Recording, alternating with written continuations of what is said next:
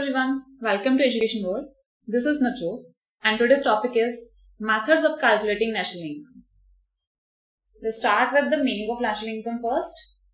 In this we are not going to cover only the methods, but we should cover the points that we should remember so that we can attempt the numericals in a better manner.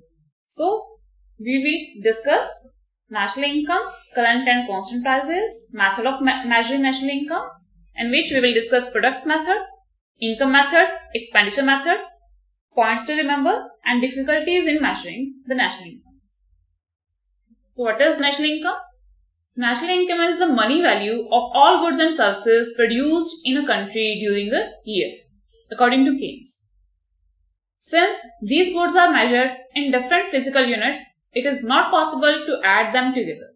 Thus, we cannot state national income is so many millions of meters of cloth.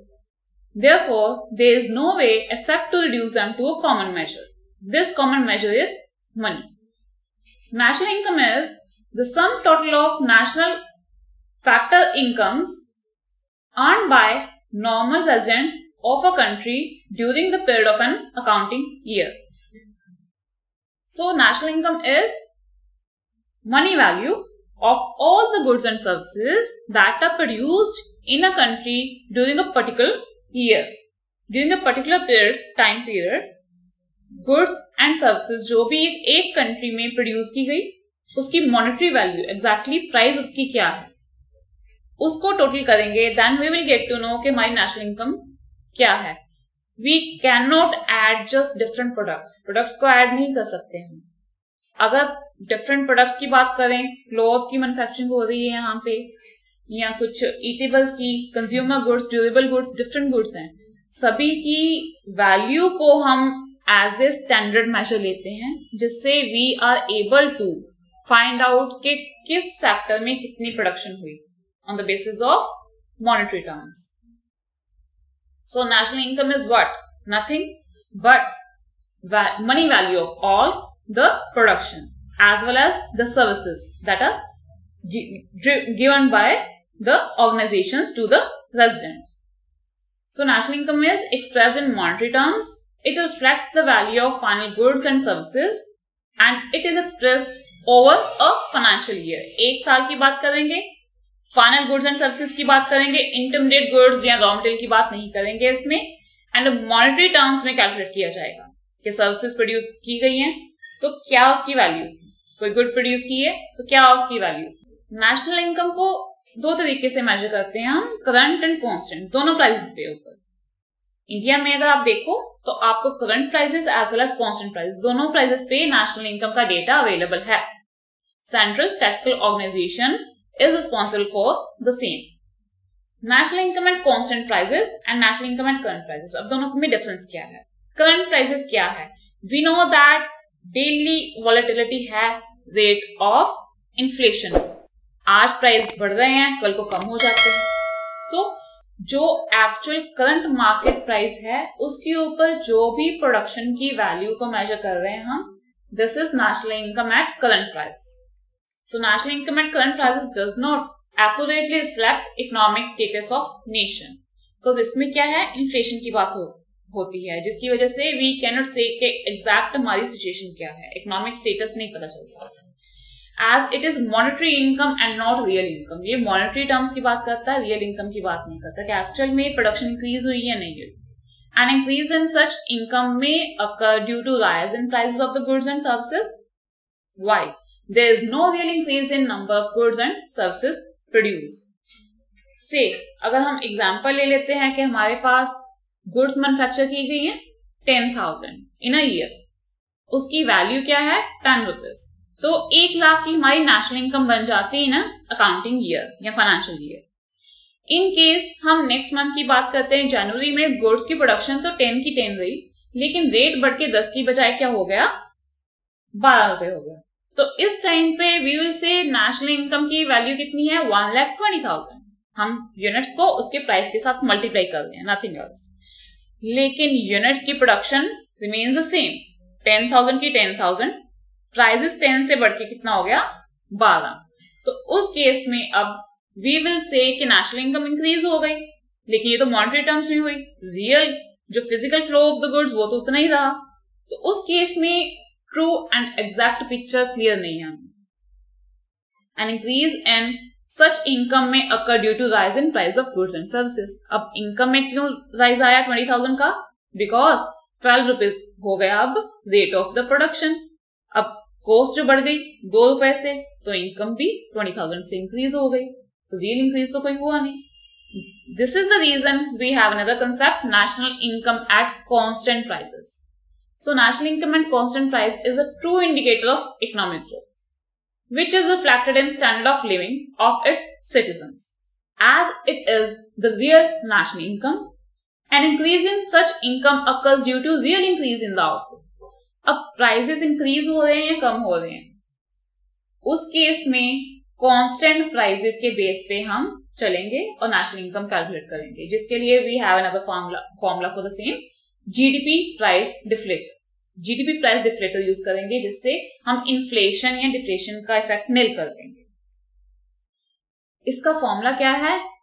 Nominal GDP जो हमारी I at current prices divided by real GDP into 100। तो इसके base पे we will find के exact constant prices क्या आएंगे deflector के base पे, और एग्जैक्ट रियल हम प्रोडक्शन की बात करेंगे, not about the inflation. Coming to the methods of measuring national income. National income of a country can be measured in 3 alternative veg.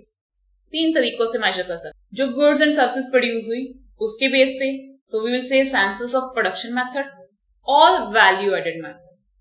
जैसे मैंने अभी बोला कि it is the value of final goods and services, तो final goods and services की value देखेंगे। लेकिन in case final goods and services की वैल्यू नहीं देखते, वी हैव इंटरमीडिएट गुड्स, तो वो जो इंटरमीडिएट गुड्स हैं तो उसमें जो वैल्यू एडिशन है उसको देखेंगे, तो we will call it value added method. जैसे टेकिंग एग्जांपल ऑफ कॉटन, अब रॉ कॉटन को लिया जिससे क्या बना थ्रेड, थ्रेड से fabric, so we have raw cotton जो may be it can be of value rupees से 1 लाख का रॉ कॉटन लिया, उसको प्रोसेस किया, थ्रेड में कन्वर्ट कर दिया, तो थ्रेड की वैल्यू हो गई मार्केट प्राइस 1,50,000। अब 50,000 की वैल्यू एडिशन हो गई उसी कॉटन में, क्यों? प्रोसेस की वजह से। तो ये 50,000 वैल्यू एडेड मेथड में काउंट किया जाए। और अब उस थ्रेड से हमने फैब्रिक बना दिया से 2,20,000। अब 1.5 लाख से 2,20,000, तो कितना डिफरेंस आ गया? 70,000। तो 70,000 की अब वैल्यू एडिशन यहाँ पे हो गई, मींस 50 की पहले हुई, 70 की अब हो, तो इससे कितनी वैल्यू बनी? 1,20,000 रुपीज।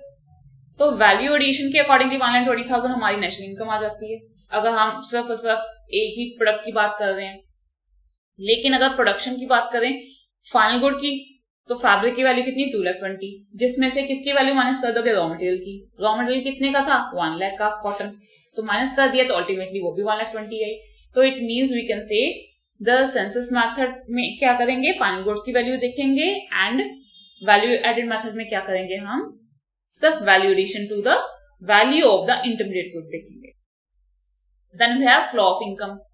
अब इनकम के बेस पे सभी की इनकम टोटल कर लो, तो we can find national income. Citizens की इनकम देख लोगे एक एक की, तो सभी की टोटल करोगे तो नेशनल इनकम निकल आएगी। तो इनकम अब कौन सी है? We have done circular flow of income in 2 sector economy, जिसमें we have household, we have firm. उसी की एग्जाम्पल ले लेते हैं। फर्म को फैक्टर सर्विसेज प्रोड्यूस हो रही है, कहां से मिल रही है? फैक्टर सर्विसेज हाउस होल्ड से, जिसके अगेंस्ट वो क्या कर रहा है? फैक्टर पेमेंट जनरेट कर रहा है। किसको दे रहा है? हाउस होल्ड को। तो फैक्टर सर्विसेज दे कौन रहा है? Factors of production. We have 4 factors of production, land, labour, capital, entrepreneur, जिसकी सर्विसेज के अगेंस्ट उसे क्या मिल रही है? Factor payment. फैक्टर पेमेंट का तरीका क्या है? लेबर को क्या मिल गया? Wages salaries. एंटरप्रेन्योर को प्रॉफिट मिलता है, लैंड को मिलता है रेंट, और कैपिटल को मिलता है इंटरेस्ट। और ये सभी फैक्टर इनकम्स को इंक्लूड टोटल कर लोगे तो फ्लो ऑफ इनकम के अकॉर्डिंगली इनकम मेथड से हमारी नेशनल इनकम निकल आएगी। Then we have as flow of expenditure. अब खर्चा, जितनी इनकम आई उसको खर्च भी तो कर रहे हैं। खर्च कहाँ कर रहे हैं? गुड्स एंड सर्विसेज के ऊपर।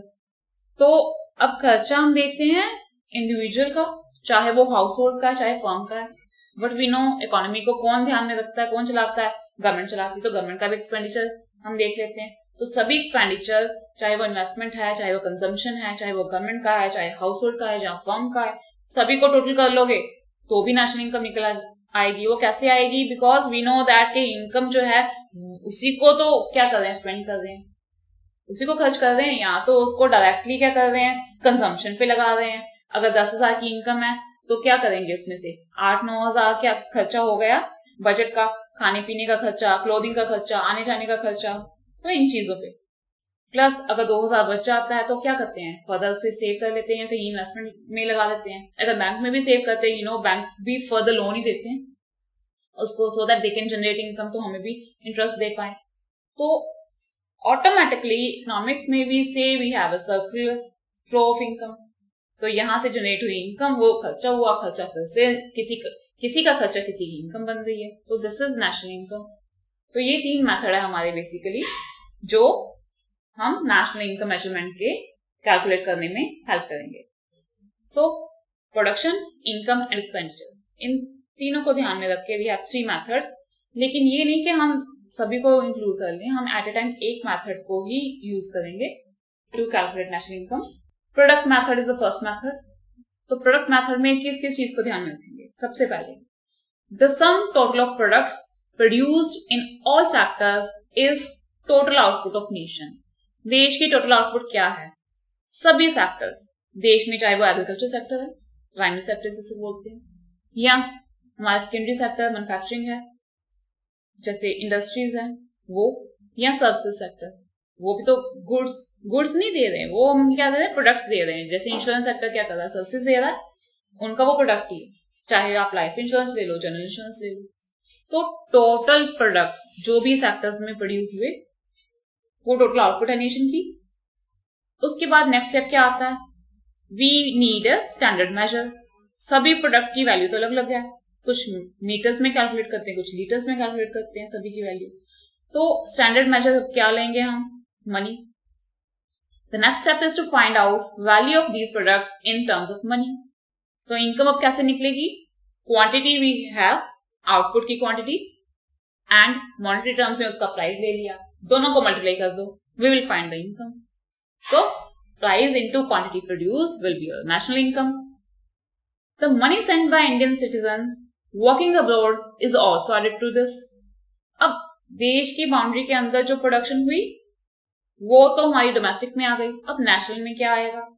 अगर कोई इंडियन सिटीजन बाहर है, काम कर रहा है, जॉब बेस पे गया है बाहर, या इंडियन कंपनी बाहर काम कर रही है, तो अब बाहर वाले जो इंडियंस हैं वो पैसा कहाँ भेज रहे हैं? इकोनॉमिक इंटरेस्ट तो उनका यहीं पे है ना, घर भी यहीं पे है, तो पैसा भी यहीं पे भेजते हैं। तो इस केस में जो पैसा वो वहां से यहाँ भेजते हैं, we are going to add it into the same. Now we get gross national income. यहाँ से ग्रॉस नेशनल इनकम निकलती है, जिसमें हम क्या करेंगे, money value of total goods and services produced with in the country, plus कर लिया सभी को, उसके साथ इनकम फ्रॉम अब्रॉड उसको भी ऐड कर लिया, then we get gross national income. The value-added method of calculating national income focuses on the value added to a product at each stage of production. जैसे एग्जाम्पल अभी हमने ली थी, raw cotton से thread बना, thread से fabric बना, उनमें जो भी वैल्यू एडिशन हुई उस वैल्यू एडिशन को टोटल कर लो, you will find the national income based on product method, जिसमें हमने क्या किया, वैल्यू एडेड मेथड यूज किया। नाउ अगर तो फाइनल गुड्स जो हैं उसके प्राइसेस गिवन है, अवेलेबल है, तो we will calculate only that, उसके बेस पर नेशनल इनकम निकाल लो। अगर वो अवेलेबल नहीं है, इंटरमीडिएट गुड्स के अवेलेबल है, तो उस केस में आप वैल्यू एडेड मेथड यूज करोगे। It depends upon the information given to you. Consumption of raw material, consumption of capital and net indirect taxes are excluded और सब्ट्रैक्टेड। अब इसमें कंजम्पशन ऑफ रॉ मटेरियल, अगर final goods की बात कर रहे हो तो रॉ मटेरियल की कंजम्पशन को आप माइनस कर दोगे, कैपिटल की कंजम्पशन को माइनस कर दोगे, या ऐड ही नहीं करोगे। नेट इनडायरेक्ट टैक्सेस है तो उसको भी एक्सक्लूड कर दोगे या ऐड ही नहीं करोगे उसको, and you will find national income based on product method. Now this is the second method, income method. Under this method, national income is measured as flow of factor incomes. Factor incomes we know कौन सी factors income है? Wages, salaries, interest, rent, profit. ये सभी हमारी क्या है? Factor incomes हैं, जो factor services के बदले में factors of production को मिलती है. So there are generally 4 factors of production: labor, capital, land, and entrepreneurship. Labor gets wages and salaries, capital interest, land rent, entrepreneurship profit as their remuneration, जो services दी उसके बदले में. Besides, there are some self-employed persons who employ their own labor and capital, such as doctors, advocates, CAs, etc. अब हम बात करते हैं किसकी? सैलरीड एम्प्लॉयज की. तो उसे तो बाहर से सैलरी मिल गई जिस ऑर्गेनाइजेशन को उसने अपनी सर्विसेज दी. लेकिन we have self employed persons जो खुद ही इन्वेस्टमेंट भी करते हैं और क्या करते हैं? अपनी ही मेहनत मजदूरी से अर्निंग करते हैं. तो दीज सेल्फ एम्प्लॉयड पर्सन अपनी एक्सपर्टीज को यूज करते हैं अपनी लिवलीहुड अर्न करने के लिए. जो डॉक्टर्स हो गए, एडवोकेट्स हो गए, सीए हो गए, दीज आर सेल्फ एम्प्लॉयड. अपना क्लिनिक खोल लिया डॉक्टर ने, ठीक है, किसी हॉस्पिटल में काम किया तो वो तो सैलरीज वेजेस में चला गया. अगर खुद का क्लिनिक बनाया तो क्या हो गया? वो सेल्फ एम्प्लॉयड हो गया. तो there income is called mixed income. इस इनकम को बोलेंगे mixed income. The sum total of all these factor incomes is called net domestic product at factor cost. सभी की इनकम को टोटल कर लोगे तो नेट डोमेस्टिक प्रोडक्ट निकल आएगा. एंड ग्रोस नेशनल इनकम कैसे निकलेगी? Rent, wages, interest, profit plus mixed income, उसे भी ऐड कर लोगे, plus net income from abroad, जो हमें बाहर से भी इनकम है, वो टोटल कर लोगे, you will get national income. The income method however does not consider transfer payments. Transfer payment को इंक्लूड नहीं करेगा. प्राइज मनी, लॉटरीज को इंक्लूड नहीं करेगा. इलीगल मनी, स्मगलिंग के थ्रू जो पैसा आता है जिसके ऊपर टैक्स पे नहीं किया, गवर्नमेंट को पता ही नहीं व्हाइट मनी है, वो इंक्लूड नहीं होगी. प्रॉफिट टैक्स नहीं इंक्लूड होगा. Sale of second hand goods वो इंक्लूड नहीं होगा इनकम मेथड में. Whenever we are calculating national income based on income method, we have to exclude these things in national income. Next is expenditure method.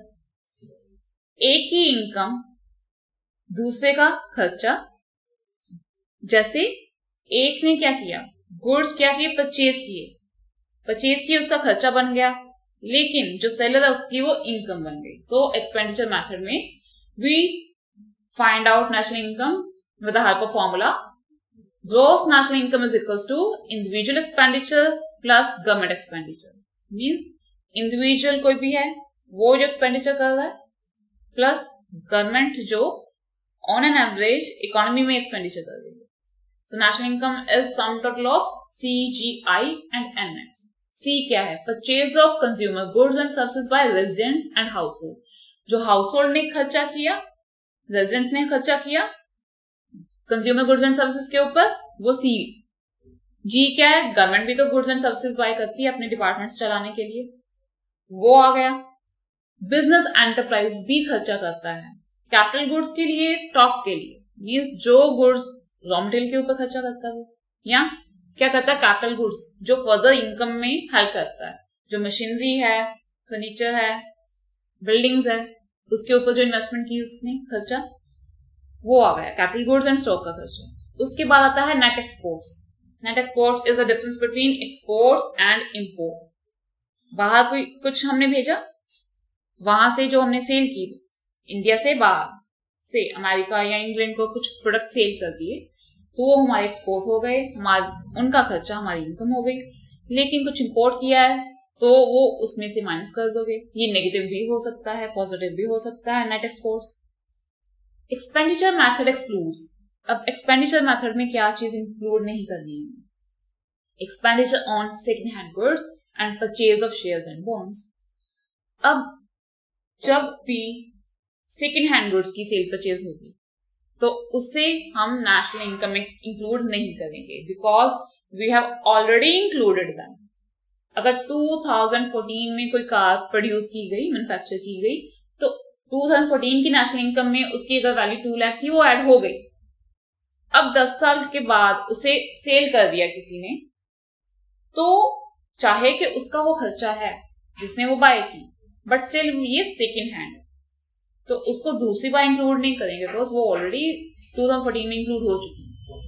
अब purchase of shares and bonds वो भी नहीं हम कर रहे, बिकॉज जो businessman investment करता है ना, उसकी कैपिटल है, उसको एक बार इंक्लूड कर लेते हैं ना। पॉइंट्स टू रिमेंबर, जब भी ये मेथड कैलकुलेशन के यूज करेंगे तो ध्यान में रखना हमेशा नेशनल इनकम में cell purchase of second hand goods include नहीं करनी। अगर 2020-21 की नेशनल इनकम कैलकुलेट कर रहे हो तो 2016 में, 14 में, 15 में कभी भी कोई 2020 में कोई गुड मैन्युफैक्चर हुई है तो वो नेशनल इनकम 2020 का पार्ट होगी, 21 का पार्ट नहीं होगी। It exclude income from illegal activities. जैसे इलीगल एक्टिविटीज में क्या आता है, स्मगलिंग, चाहे गुड्स की है, चाहे अलग अलग कमोडिटीज जो है, मेटल्स हैं, ब्लैक मार्केटिंग जिसके ऊपर टैक्स नहीं पे किया जाता, गैम्बलिंग, इन चीजों को इंक्लूड नहीं किया जाता नेशनल इनकम में because they do not lead to welfare of the economy. It does not include transfer payment. Transfer payment है क्या? एग्जाम्पल तो है इसकी old age pension, scholarship to the students, but exactly transfer payment क्या है कि one sided ही payment चल रही है, उसके अगेंस्ट कोई बेनिफिट नहीं अक्रू होगा। जैसे transfer payment are those earnings for which no contribution is made to the flow of goods and services, जिसके अगेंस्ट गुड्स एंड सर्विसेज में कोई भी एडिशन नहीं होता। In other words they are not earned but received only.